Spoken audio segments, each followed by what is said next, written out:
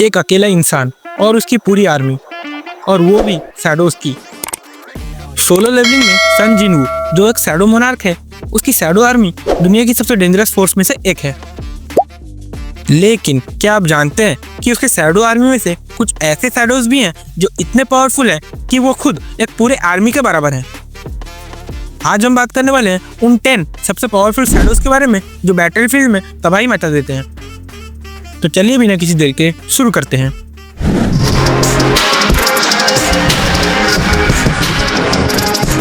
जिनवू के पावर का असली राज है उसकी शैडो एक्सट्रैक्शन एबिलिटी। इस एबिलिटी की मदद से वो किसी भी मरे हुए क्रीचर को एक शैडो सोल्जर में बदल सकता है। ये एक तरह का नेक्रोमेंसी मैजिक है। लेकिन जिनवू के सोल्जर सिर्फ डेड बॉडी से उठे हुए पपेट नहीं है, बल्कि वो ओरिजिनल वॉरियर के स्किल और स्ट्रेंथ को रिटेन करते हैं और कुछ केसेस में और भी ज़्यादा पावरफुल हो जाते हैं।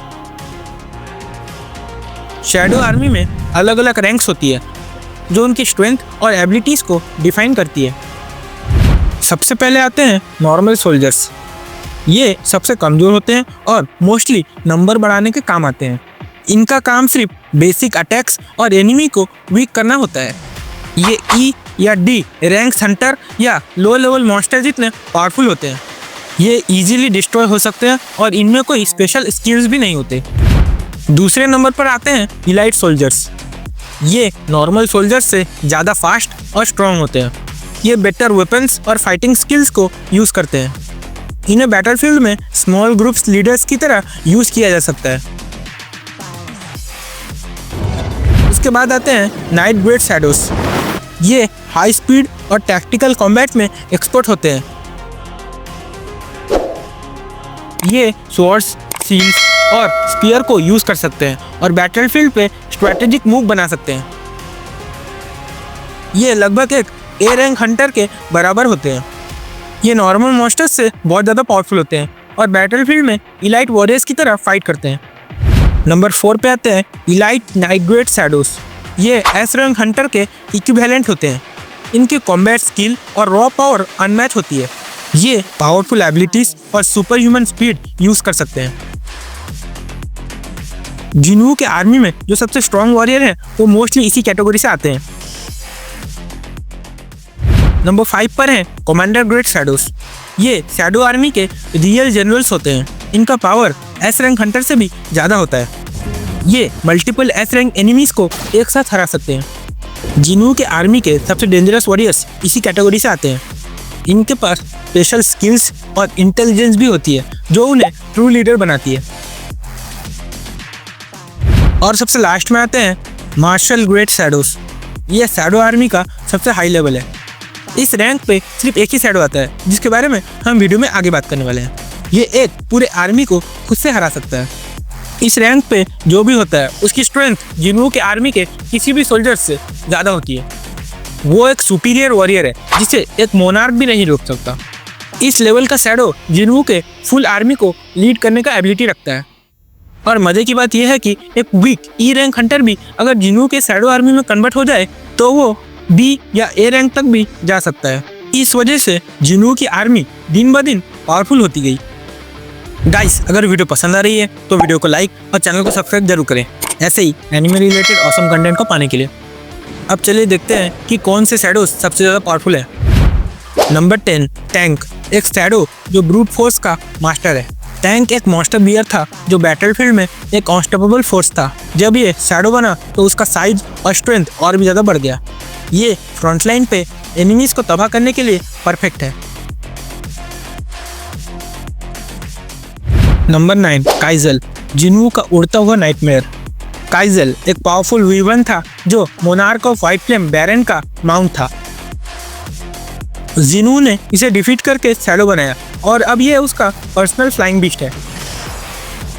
काइजल की सुपर स्पीड, फ्लाइंग कैपेबिलिटी और एनहेंस सेंसेस इसे रैपिड अटैक मिशंस के लिए परफेक्ट बनाती है। नंबर 8 जीमा। पानी का राजा जो अब शैडोज का हिस्सा बन चुका है। जीमा एक ए रैंक बॉस नागा था जिसे जिनवू ने एक रेड के दौरान हराया। ये एक सी सर्पेंट जैसा दिखता है और ट्राइडेंट का मास्टर है। इसका साइज मैनिपुलेशन और रीजनरेशन एबिलिटीज इसे एक डेंजरस शैडो बनाती है।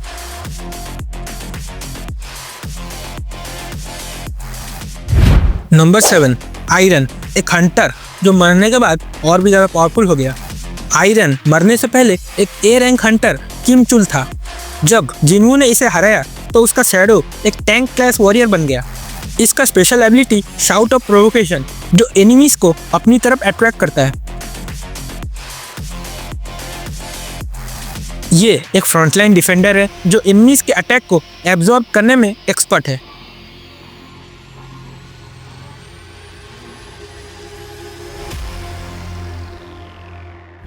नंबर 6, ग्रीड या वोंग डोंगसू, एक इंसान था जो मरने के बाद और भी ज़्यादा खतरनाक हो गया। वोंग डोंगसू एक एस क्लास हंटर था जो रूथलेस और पावर हंग्री था। जब जिनवू ने इसे हरा दिया तो उसका शैडो ग्रीड बना। इसकी फिजिकल स्ट्रेंथ और फाइटिंग स्किल इंटैक्ट रही, जिससे ये और भी ज़्यादा डेडली वॉरियर बन गया। नंबर 5, टस्क, एक शैडो जो मैजिक का उस्ताद है। फैंक्स एक जायंट बॉस मॉन्स्टर था जो पावरफुल मैजिक यूज कर सकता था। शैडो बनने के बाद भी उसकी मैजिकल एबिलिटीज इंटैक्ट रही। ये एक डेंजरस लॉन्ग रेंज अटैकर है जो बैटलफील्ड में मास डिस्ट्रक्शन ला सकता है।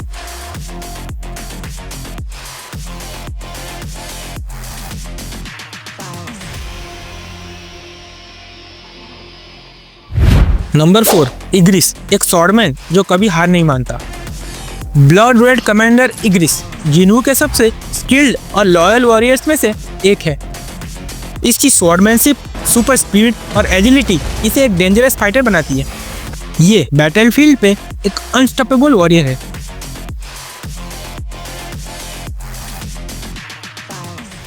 नंबर 3, बेरू, एक एंट किंग जो बैटलफील्ड में टेरर मचाता है।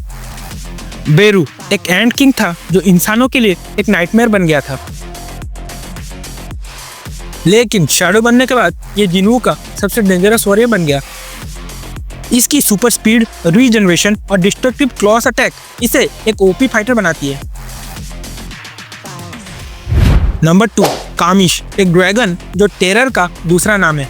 कामिश एक लेजेंडरी ड्रैगन था जो दुनिया में तबाही मचा चुका था। जिनवू ने इसे रेजरेक्ट किया था, लेकिन ये सिर्फ एक टेम्पररी शैडो था। अगर कामिश एक परमानेंट शैडो होता तो शायद ये लिस्ट का सबसे पावरफुल वॉरियर होता। नंबर 1, बिलियन, जिनवू का सबसे पावरफुल और ट्रस्टेड वॉरियर। बिलियन एशबर्न का राइट हैंड था और ग्रैंड मार्शल टाइटल के साथ जिनवू के शैडो आर्मी का लीडर बना। बिलियन की स्वॉर्ड स्किल, स्पीड और रॉ पावर अनमैच है। ये सिर्फ एक वॉरियर नहीं बल्कि लीडर है जो जिनवू की पूरी शैडो आर्मी को कंट्रोल करता है। तो दोस्तों, ये थे जिनवू के टॉप 10 सबसे पावरफुल शैडोज। आपका फेवरेट शैडो कौन सा है? क्या आपको लगता है लिस्ट में और कोई होना चाहिए था? कमेंट्स में जरूर बताएं। अगर वीडियो पसंद आई हो तो लाइक, शेयर और चैनल को सब्सक्राइब करना मत भूलिएगा। मिलते हैं अगली वीडियो में, तब तक के लिए सायोनारा।